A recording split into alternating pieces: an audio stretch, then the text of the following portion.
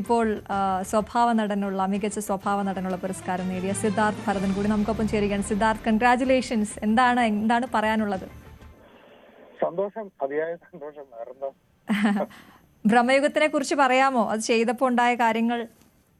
ബ്രഹ്മയുഗത്തിന് ഈ ഒരു അവാർഡിന് കാരണമായ ആദ്യമായി I love to thank Rahul Sadasivan, Ramachandran Chakravarthy sir the producer, and Mammukka and Arjun Ashokan.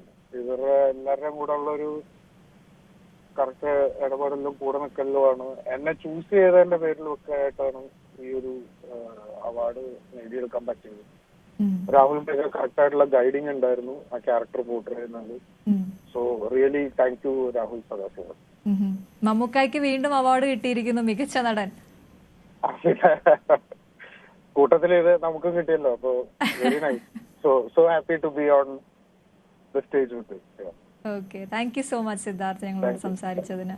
സ്വഭാവ നടനുള്ള മികച്ച സ്വഭാവ നടനുള്ള പുരസ്കാരം നേടിയ സിദ്ധാർത്ഥ് ഭരതനാണ് അദ്ദേഹത്തിന്റെ സന്തോഷം പങ്കുവച്ചത്. എന്തായാലും ഇപ്പോൾ ചലച്ചിത്ര അവാർഡുകൾ പ്രഖ്യാപിച്ച് കുറച്ച് സമയമേ ആകുന്നുള്ളൂ. പലയിടത്തു നിന്നുമുള്ള നമ്മുടെ അവാർഡ് ജേതാക്കളെ നമ്മൾ തിരയുകയാണ്. മികച്ച നടനായി മമ്മൂട്ടിയെ തിരഞ്ഞെടുത്തിരിക്കുന്നു. നമുക്കറിയാം, രോഗാവസ്ഥയിൽ നിന്നൊക്കെ സിനിമയിലേക്ക് തിരിച്ചു വന്ന് നമ്മളതൊക്കെ വലിയ ആഘോഷമാക്കി നിൽക്കുന്ന ഈ ഒരു സമയത്താണ് മമ്മൂട്ടിക്ക് വീണ്ടും ഒരു സംസ്ഥാന പുരസ്കാരം ലഭിച്ചിരിക്കുന്നത് എന്നുള്ളതാണ്. ജൂറി പ്രത്യേക പരാമർശം നടത്തിയവർ ഉണ്ട്. നമുക്കറിയാം, നേരത്തെ പറഞ്ഞതുപോലെ ടൊവിനോ തോമസിന് പ്രത്യേക ജൂറി പരാമർശമുണ്ട് ARMലൂടെ.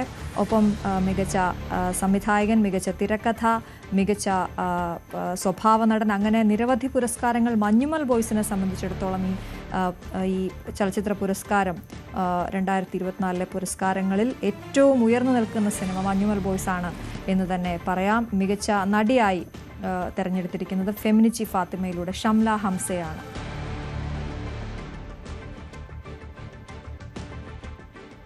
ഭവ്യ പാർവതി തുടരുന്നുണ്ട്. ഭവ്യ, പറഞ്ഞു വന്നത് തുടരാം.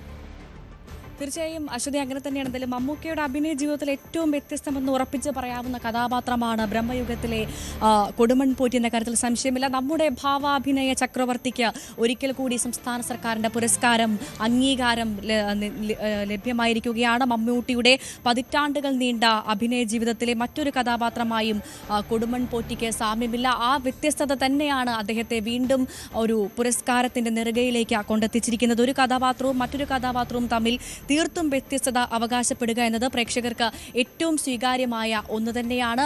ആ സ്വീകാര്യത തന്നെയാണ് അദ്ദേഹത്തെ വീണ്ടും മലയാളത്തിന്റെ മികച്ച നടനായി 2024 മികച്ച നടനായി തെരഞ്ഞെടുക്കപ്പെട്ടത്. അങ്ങനെ ഏറെ പുതുമകൾ നിറഞ്ഞ കഥാപാത്രത്തെ കൊടുമൺ പോറ്റിയിലൂടെ മലയാളത്തിന്റെ മഹാനടൻ അവതരിപ്പിച്ചപ്പോൾ അത് മലയാളം സിനിമയ്ക്ക് തന്നെ ഏറെ വിശിഷ്ടമായ ഒന്നായി. അത്തരത്തിൽ അങ്ങനെ മലയാളത്തിന്റെ മികച്ച നടനായി അദ്ദേഹം മാറുകയാണ്. 2024 പരിശോധിക്കുമ്പോൾ നമ്മൾ നേരത്തെ പറഞ്ഞു വെച്ചത് ഡബ്ബിംഗ് ആർട്ടിസ്റ്റായി സൈനോരയെ കുറിച്ചായിരുന്നു. സൈനോര ബറൂസ് എന്ന ചിത്രത്തിലൂടെയാണ് സൈനോര ഡബ്ബിംഗ് ആർട്ടിസ്റ്റ് ആയത്. സൈനോരയുടെ പ്രതികരണം നമ്മളിപ്പോൾ ന്യൂസ് 18 തേടിയിരുന്നു. അതേപോലെ തന്നെ ഡബ്ബിംഗ് ആർട്ടിസ്റ്റ് മെയിൽ വിഭാഗത്തിൽ ഫാസി വൈക്കമാണ് മികച്ച ഡബ്ബിംഗ് ആർട്ടിസ്റ്റായി തിരഞ്ഞെടുക്കപ്പെട്ടത്. അതും ബറൂസ് എന്ന ചിത്രത്തിലൂടെ തന്നെയാണ് അദ്ദേഹവും മികച്ച ഡബ്ബിംഗ് ആർട്ടിസ്റ്റായി വരുന്നത്. കോസ്റ്റ്യൂം നോക്കുമ്പോൾ സമീര സനീഷാണ്. രേഖാചിത്രം, ബൊഗൈൻവില്ല എന്നീ 2 ചിത്രങ്ങളിലൂടെ കോസ്റ്റ്യൂമിനാണ് മീര സനീഷിന് അവാർഡിന് അർഹയായത്. ഒപ്പം മേക്കപ്പ് ആർട്ടിസ്റ്റ് നോക്കുകയാണെങ്കിൽ